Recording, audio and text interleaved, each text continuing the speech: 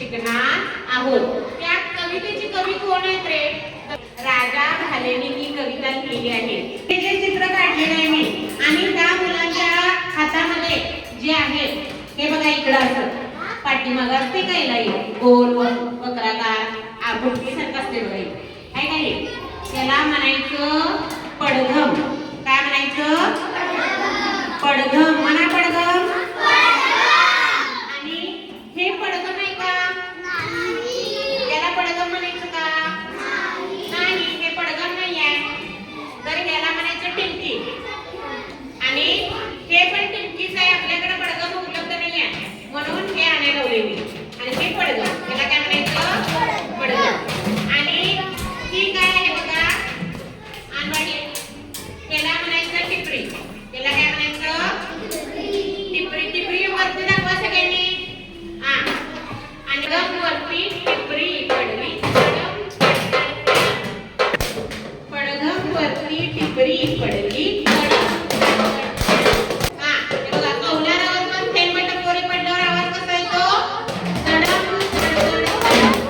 म्हातारी म्हातारी हरभरे भरडते ढगात गडगड गडम। म्हातारी हरभरे भरडते म्हणजे आता ढगामध्ये कोण म्हातारी आहे का? बघा म्हणजे ढगामध्ये म्हातारी, ढगातली म्हातारी कोण? वीज। वीज आहे ती म्हणजे कसं गडगड गडगड असा आवाज येतो, म्हणजे ढगांचा आवाज येतो। म्हणजे म्हातारी ज्यावेळेला हरभरे भरडत असते, आपली आई जात्यावर भरडत असते, कधी ऐकलाय का तुम्ही ते? कधी ऐकलाय?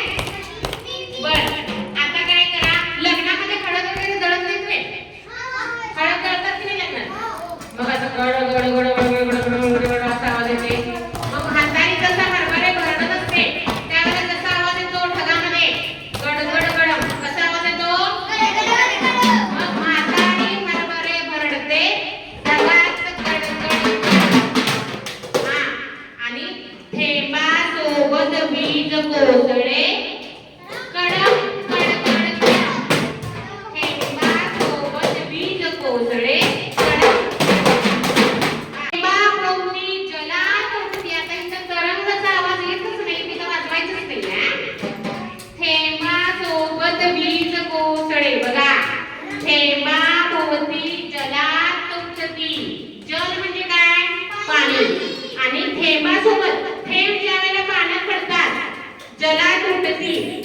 तरंग थरथर तरंग, तरंग तरंग असे उठतात। थेंब असे पडले की असे कधी थेंब असं पडलेलं बघितले तुम्ही तलावामध्ये? असं असं तरंग उठतात ते तरंग थरथर तरंग। त्याचा आवाज येतो का?